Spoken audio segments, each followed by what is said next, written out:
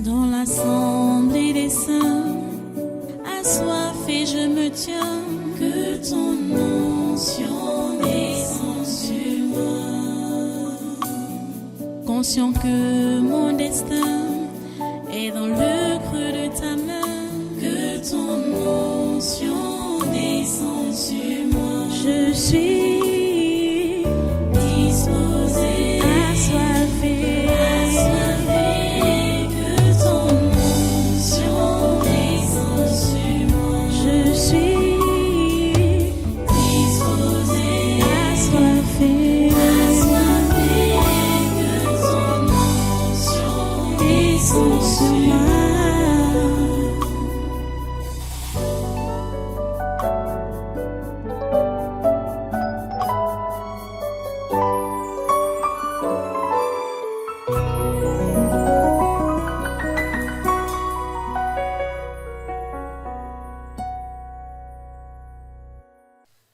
Ah, vous avez suivi?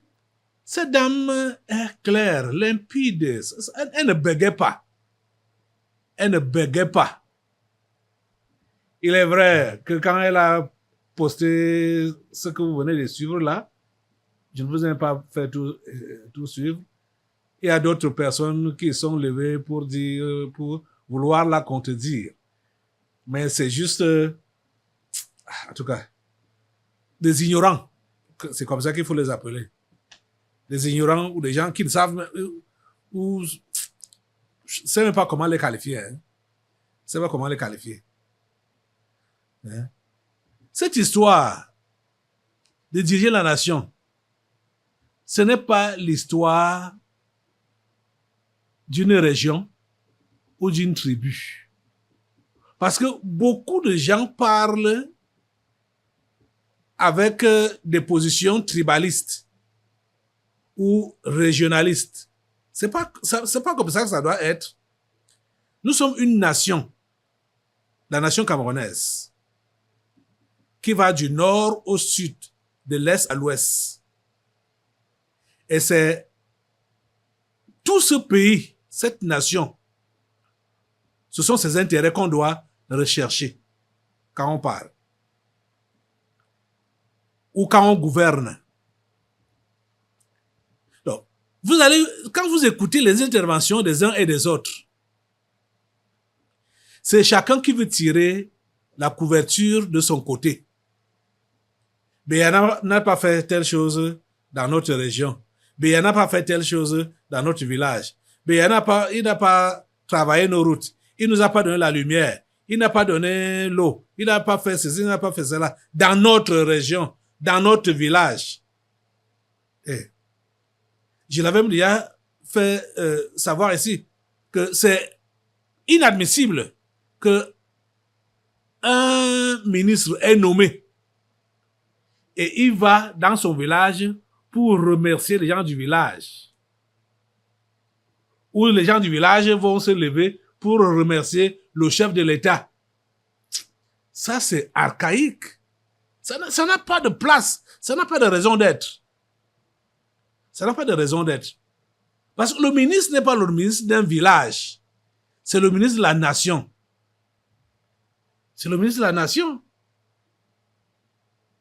Comprenez ça?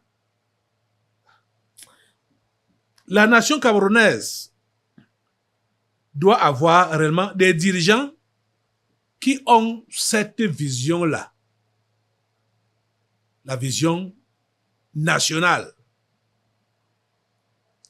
Et non la vision clanique, ou ethnique, ou tribaliste, ou régionaliste. C'est pas ça qui doit primer ici, ce genre de vision-là, de courte vision. Donc, je suis dépassé. Vous voyez, vous avez suivi les propos de Chiroma. Quand il disait qu'il se retire du RDPC ou du gouvernement, il critiquait le gouvernement parce qu'il estimait que le gouvernement n'a rien fait pour ses frères du Nord, du Grand Nord, donc le Grand Nord, donc à partir de la Damawa jusqu'à l'extrême Nord. Le gouvernement n'a rien fait. Il était dans quel gouvernement? Ce n'est pas le même gouvernement. Oh mon Dieu.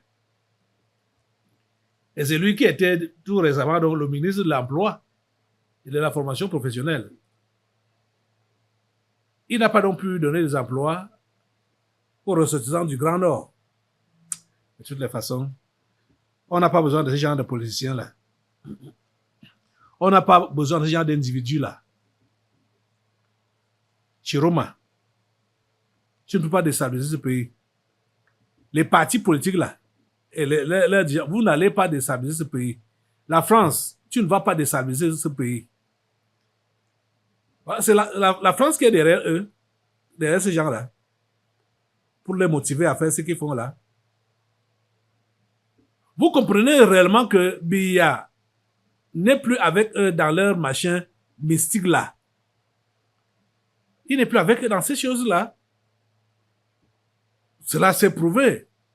Puisque l'église catholique ou la mission catholique a été la première à se prononcer contre Biya.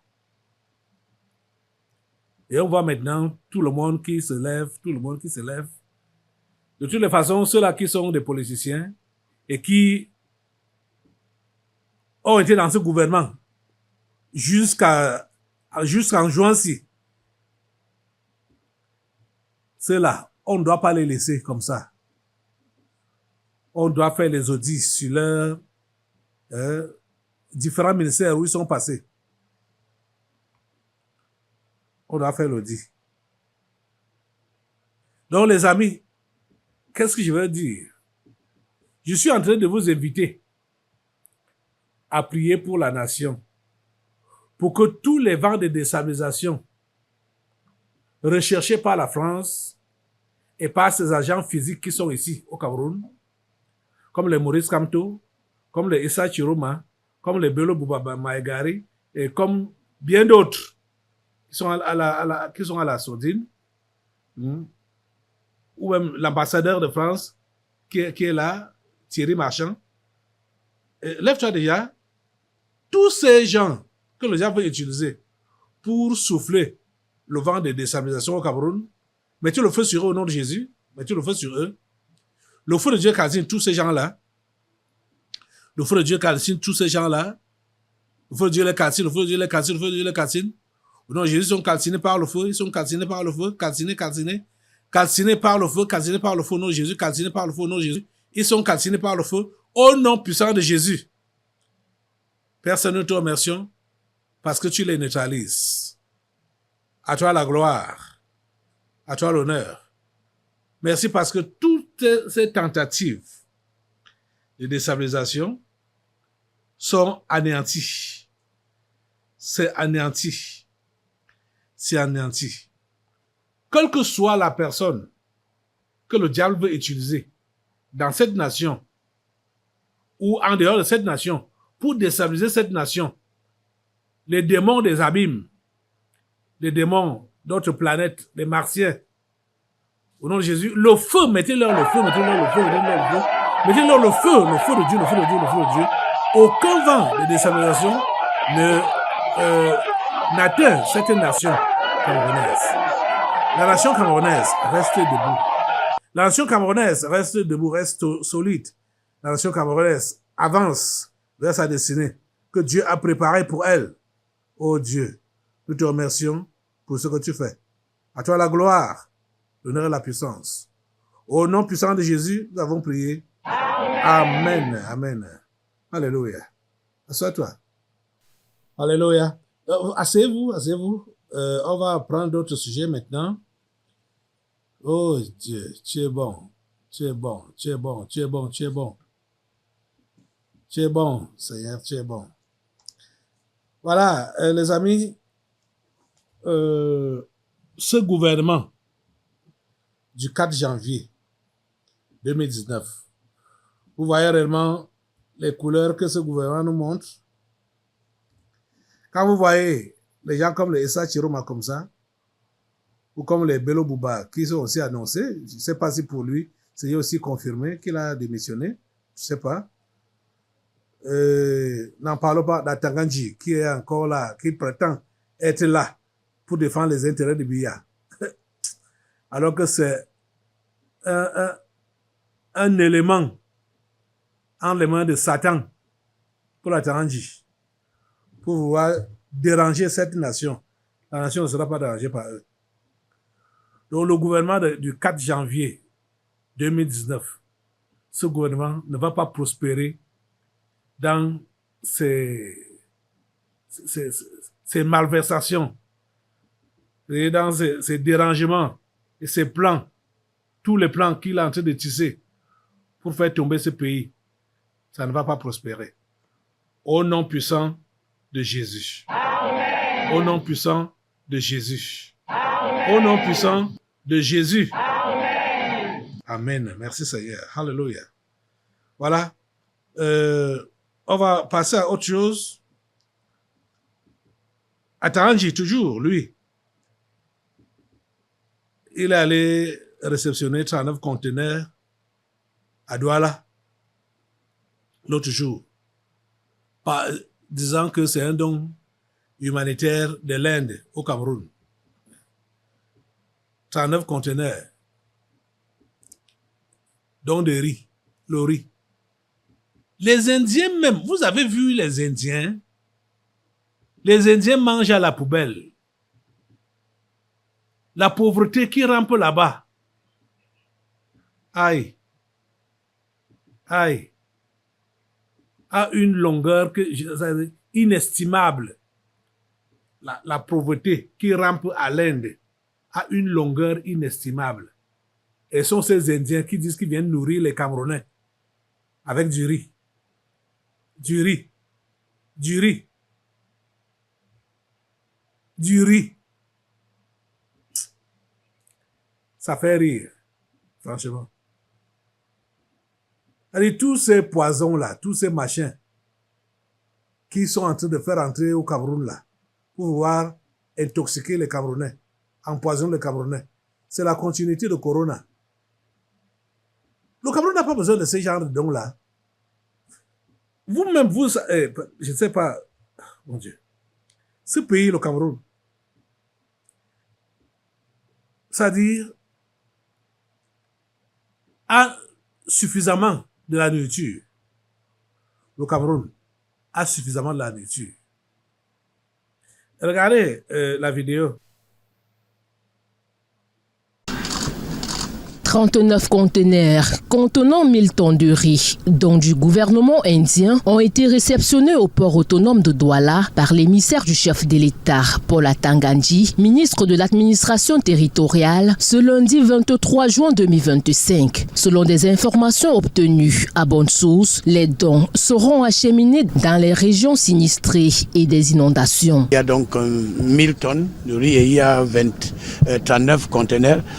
Et d'ici 48 heures, je crois que les camions vont prendre les destinations pour aller déposer ces conteneurs dans les différentes régions. Les conteneurs contiennent en plus du riz, des médicaments, des tentes pour des abris et du matériel de couchage. Il y a 39 conteneurs qui uniquement pour le stock du riz. Ensuite, il y a des conteneurs qui contiennent les médicaments, les tentes, les couvertures et tout ça pour ces populations. La cérémonie de remise a débuté par la signature des procès-verbaux de réception qui a été coprésidée par le ministre de l'administration territoriale, Paul Atanga-Nji, et le haut-commissaire de l'Inde au Cameroun, Shri Vianney Kadjoudja, qui a par ailleurs salué la collaboration parfaite entre son pays et le Cameroun.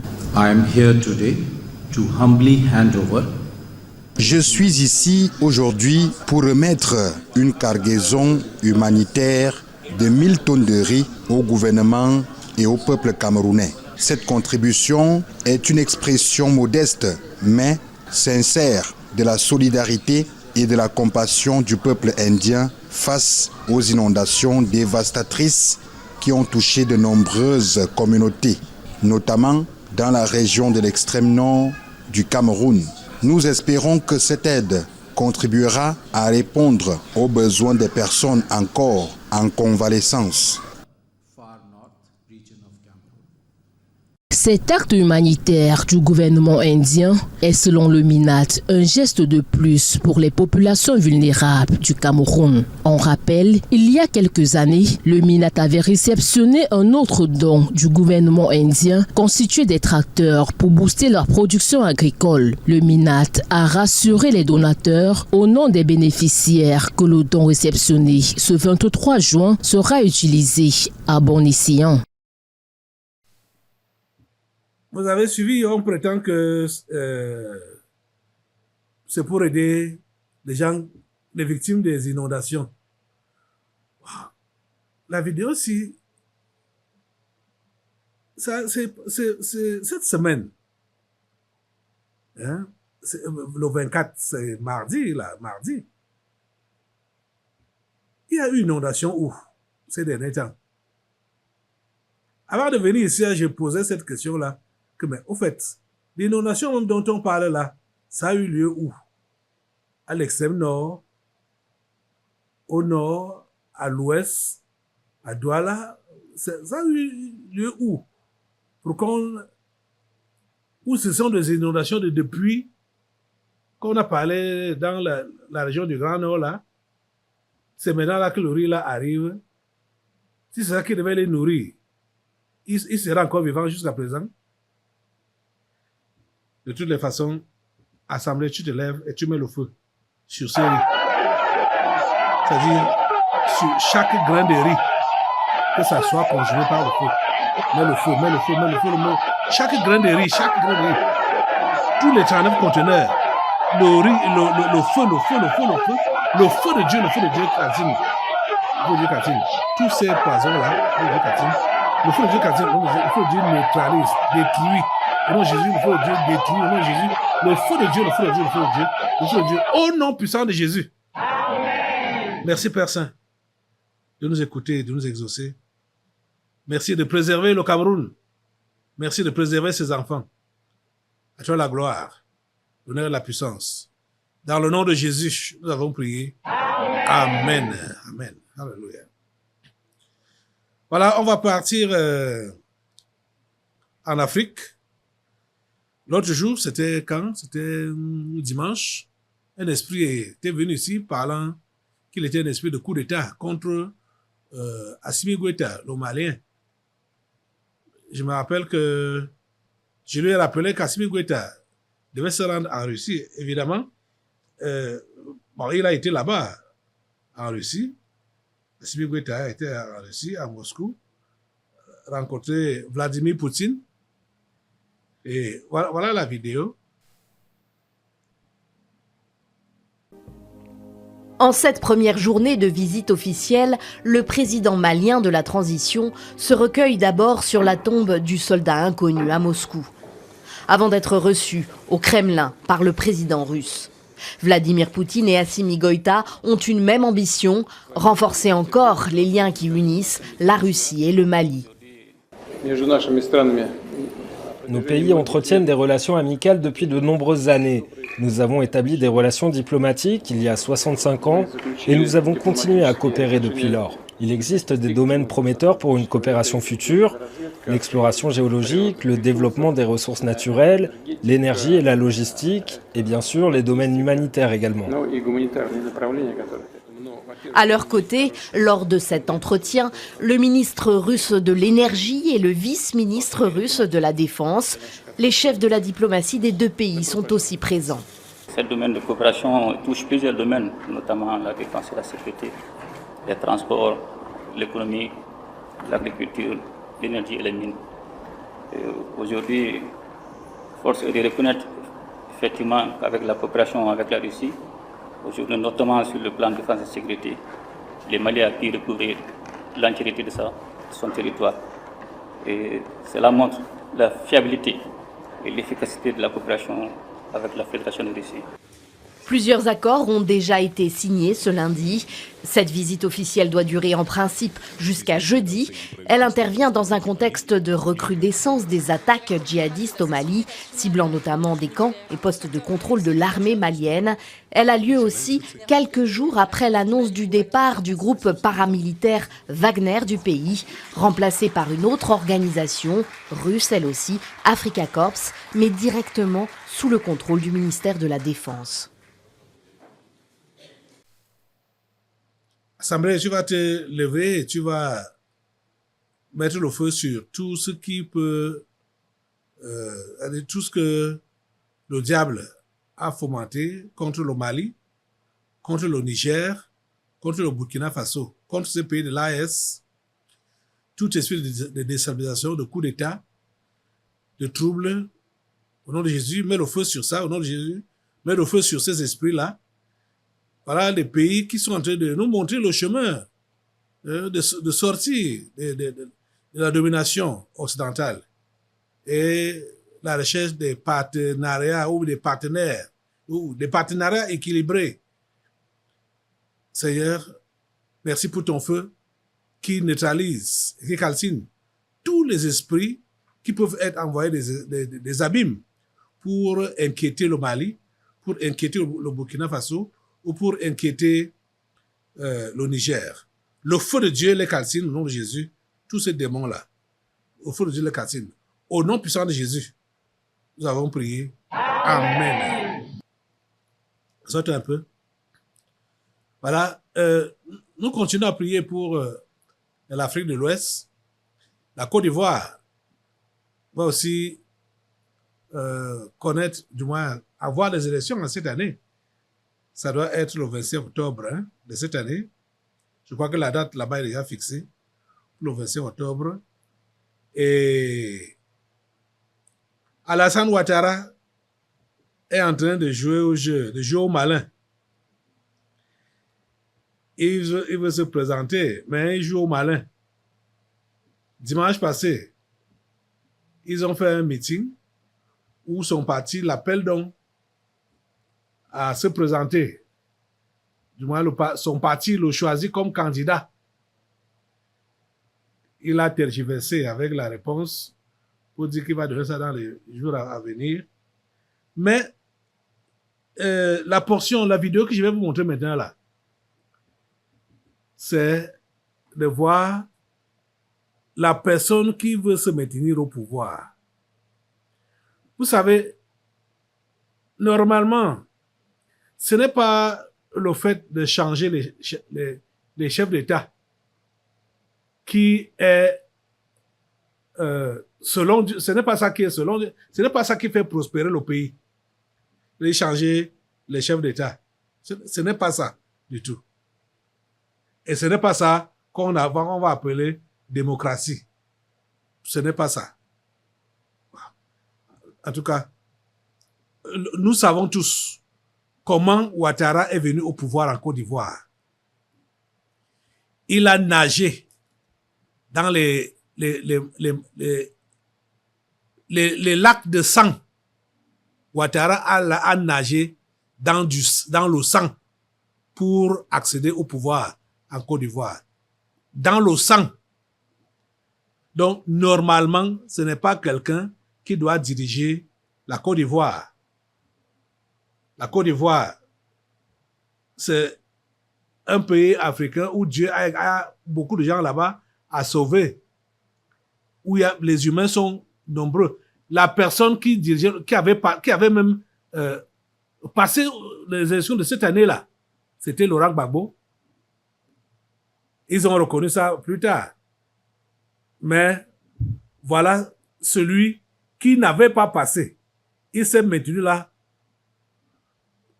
Il a brigué 3 mandats. Et le voilà maintenant en train de vouloir briguer le 4e mandat. Seulement pour travailler pour le compte de la France. Parce que ce que les Français cherchent, ce que la France cherche, c'est seulement des livreurs. Quand la France a un livreur dans un pays, il va le positionner. C'est-à-dire quelqu'un qui va lui livrer la nation, son pays. C'est ça que la France cherche. Donc Alassane a livré la Côte d'Ivoire et vous continuez à livrer cette nation-là. Ça là n'est pas la démocratie. Mais regardez son état. Je ne sais même pas si jusqu'en octobre, il sera encore vivant. Je vous assure. Je ne sais pas si en octobre, il sera encore vivant. Regardez la posture de celui que la France veut maintenir aux affaires en Côte d'Ivoire. Regardez.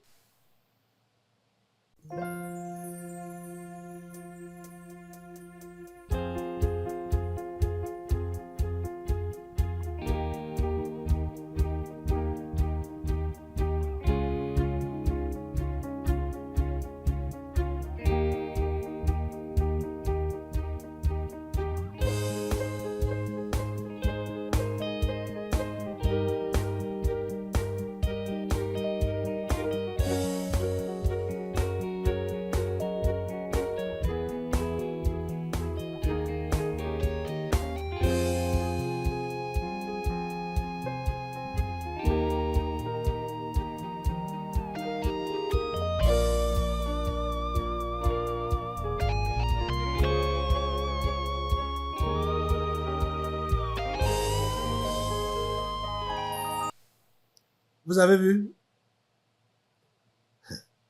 Ah. Je ne pense pas. J'ai beaucoup de retenue. Et beaucoup de doutes, je veux dire. J'ai beaucoup de doutes. Qui pourra même arriver en octobre. Hein? Il y a beaucoup de doutes. Et vous savez que c'est sa présence-là qui va encore, qui pourrait faucher encore tout en Côte d'Ivoire. Parce que la personne qui est l'humain en Côte d'Ivoire, parmi les candidats là-bas, là, l'humain qui est également nationaliste là-bas en Côte d'Ivoire, ce n'est que Simone Gbagbo. C'est elle seule. C'est elle seule. Tout ce qu'on va encore appeler là, opposants, machin, ceux-là, ce sont des non, ils n'aiment pas, ils sont pas là pour les Ivoiriens. Ce n'est que Simone Gbagbo, parce que la vision que elle a, c'était ça que son mari avait. Et son mari a été acheté par les Occidentaux pour venir relivrer la Côte d'Ivoire. L'autre jour, vous savez que les esprits ont dit que le duo Alassane Gbagbo, c'est la même chose. Tu vois la face d'Alassane, tu as vu celle de Laurent Gbagbo. Comprenez? À ça veut dire que tu te lever maintenant là pour bombarder Alassane Ouattara. Si on avait vu ça en direct, comment il voulait s'écrouler là. On bombardait même une seule fois. Bam, il tombe, il finit. Le feu sur lui, mettez le feu sur lui. Mettez le feu sur lui. Sur Alassane Ouattara. Le feu sur lui, le feu sur lui. Le feu sur lui, le feu sur lui. Le feu sur lui. Le feu sur cet agent de français. Au nom de Jésus. Mettez-lui le feu au nom de Jésus. Le feu, le feu, le feu, le feu. Le feu sur lui, le feu sur lui, le feu sur lui. Le feu sur lui. Le feu sur Alassane Ouattara. Le feu sur Alassane Ouattara. Le feu sur Alassane Ouattara. Au nom puissant de Jésus. Seigneur, nous te recommandons ces élections en Côte d'Ivoire. Tout ce que le diable a planifié faire là-bas pour verser le sang, en utilisant Alassane Ouattara, en utilisant Laurent Gbagbo, en utilisant tous ces gens-là qu'on appelle opposition, et tout ça, et tout ce que Alassane Ouattara est en train de faire, Seigneur, s'il te plaît, ne permets pas que leur plan prospère. Arrête, Seigneur, cela. Arrête. Mets échec à toute leur planification pour verser le sang des Ivoiriens. Au nom puissant de Jésus, nous avons prié. Amen. Reste debout. Nous allons maintenant passer à la parole. Reste debout. Tu prends ta Bible. Dans l'assemblée des saints, assoiffé je me tiens, que ton onction descende sur moi. Conscient que mon destin est dans le creux de ta main, que ton onction descende sur moi. Je suis